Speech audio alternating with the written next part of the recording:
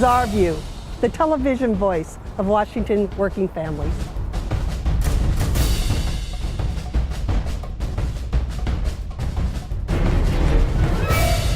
The governor of Wisconsin is stealing the collective bargaining rights away from public workers. It's a story that has workers across the nation, public and otherwise, united in solidarity. No exception here in Washington, when Federation members showed their support. We all stand here today in the capital of the state of Washington in solidarity with those in the capital of Madison, Wisconsin.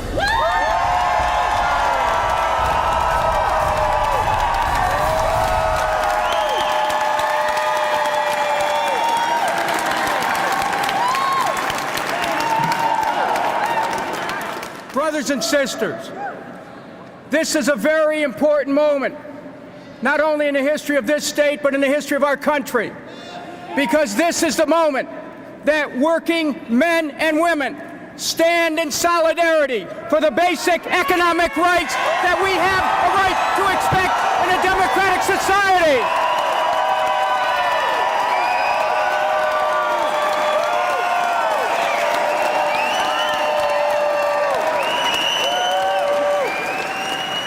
And I say to our brothers and sisters who are public employees, you don't have to beg to the government because you are the government.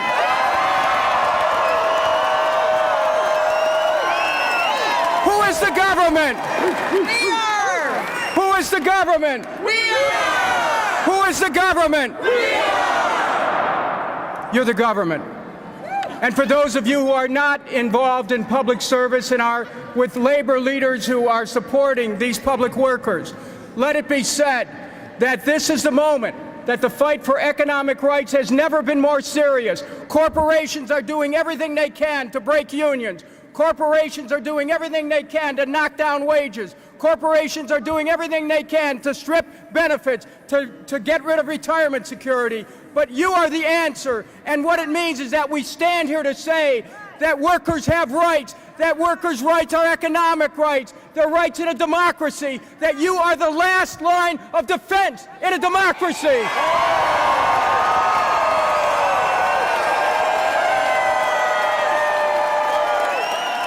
Brothers and sisters, we're here today to join in solidarity for all the young people and all the trade unionists around the world who are struggling for democracy, whether that's in Tunisia, whether that's in Egypt, whether it's in Yemen or Bahrain, or whether it's in Madison, Wisconsin.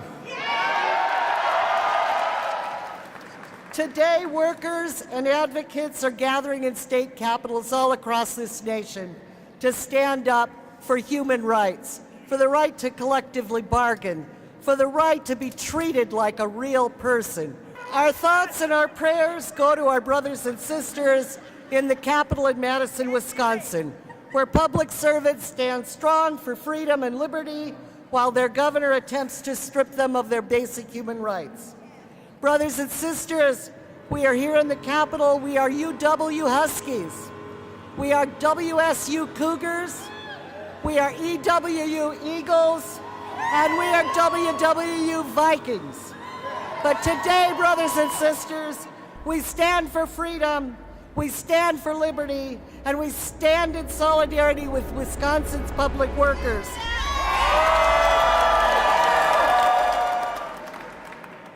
Brothers and sisters, it is more than us as individuals. It is about the clients we serve. It is about the people who need us. It is about kids whose tomorrow is not real until these people behind me save a life. If Scott Walker succeeds in eliminating worker rights in Wisconsin, the birthplace of public servants' liberty, it could happen here. Are we going to let that happen? No! Are we going to let that happen here? No!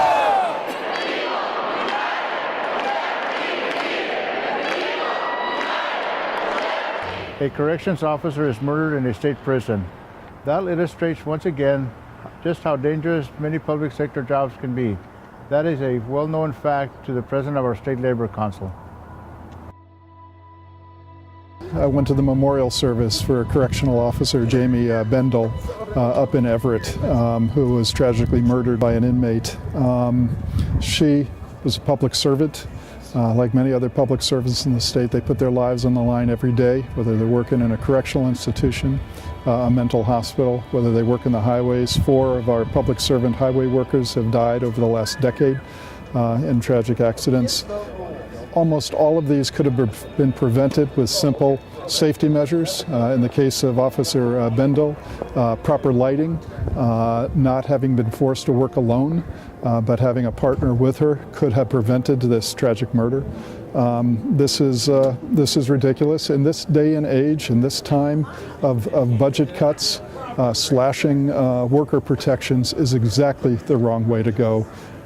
This is a time for us as a state to say that we're proud of the public services that we provide and the public servants who provide them.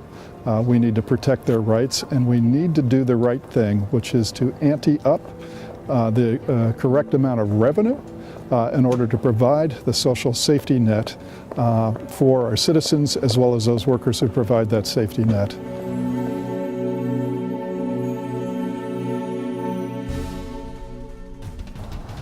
Bargaining safety standards connected to jobs with extraordinary concerns? You'd think that's a no-brainer, but you'd be wrong. One of our community corrections officers had to remind a House committee why that's important. I think it's important to share with you our frustration with the current process. Since the implementation of collective bargaining, we negotiate our contract collectively, a consequence of which limits our ability to negotiate agency-specific issues. Adding to that, the frustration is a decision to suspend supplemental bargaining.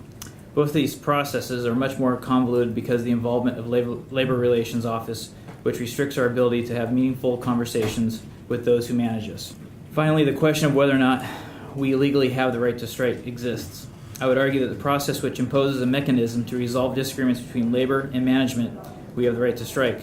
I tend to look at the interest of arbitration as more of a safety net, ensuring public safety is the priority.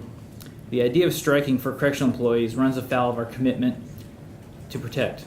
Unfortunately, when existing processes fail us, our issues fall upon deaf ears.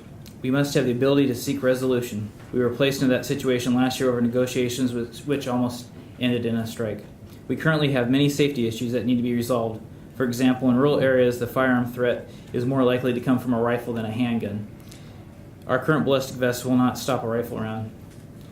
These issues need to be resolved. They need to be resolved timely. We are painstakingly aware of the potential consequences.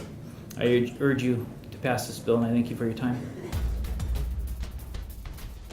Government does have a role in getting our economy back on track.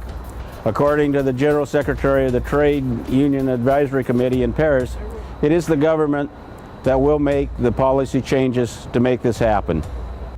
So our arguments are that governments have to put forward a solution to the jobs crisis first and foremost, and get growth going, and by putting people back to work, by getting them to be able to then pay taxes, and also by measures like a financial transactions tax, which could raise very significant amounts of money and be really attacking some of the financial activities which led to the crisis in the first place.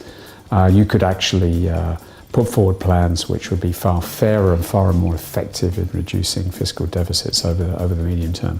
So those are some of the messages which we'll be putting to the governments on behalf of the unions in the coming weeks and months. And this will come back also in 2011 with France chairing the G20 and G8 meetings. It'll come back to the meetings we'll be challenging the OECD on in the coming months. And there's a very coordinated and consistent position by the international trade unions, both industrialized countries, also emerging economies, developing economies, to try and get a fairer route to grow out of this crisis. A look at our union history. Here's Ross Rieder. It's really fascinating what one finds while researching these vignettes. Today's subject is outside our assigned geography, but since so many of us view the state of Hawaii as a key vacation destination, it seems to me that it adds to our experience of the place to know what our unions have done over there. So we're going on a 5-hour flight to Hawaii. Enjoy. In 1970, Hawaii enacted the Hawaii Public Employment Relations Act to give state and county workers the right to join unions and bargain for wages and working conditions. On October 9 and to December 24, 2,000 hotel workers represented by the longshore workers struck the neighbor island hotels for 75 days, the longest hotel strike in Hawaii.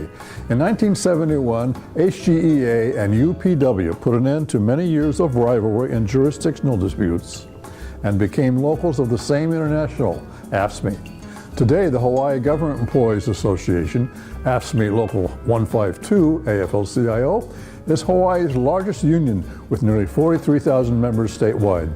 From July 1st, 15,000 dock workers on the West Coast and Hawaii striked for 134 days. President Nixon temporarily halted the strike in October, but after the 90-day cooling off period expired in Christmas, the strike continued until February 72. In 1973, from April 2 to 16, Hawaii State Teachers Association, NEA, became the first public sector union to go on strike under the new state law. The strike was declared illegal. I know about that one. I was there with the AFT helping provide strike support for the HSTA.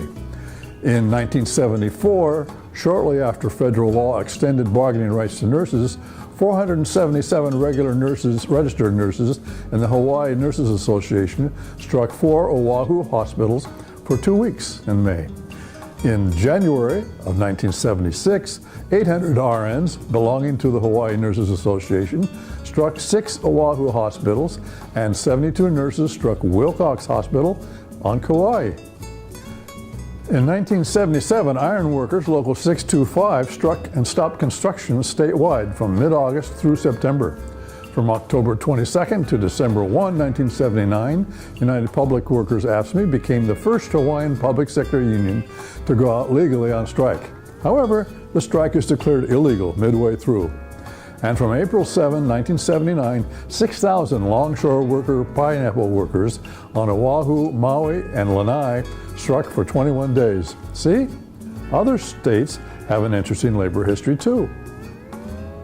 This has been Our View, brought to you by the proud members of the Washington Federation of State Employees, the people who work for you.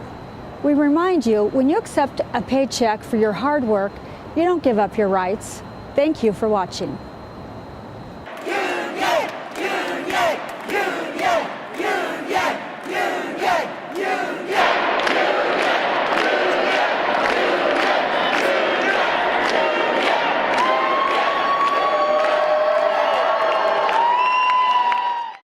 Nothing in life prepares any person for working in a prison.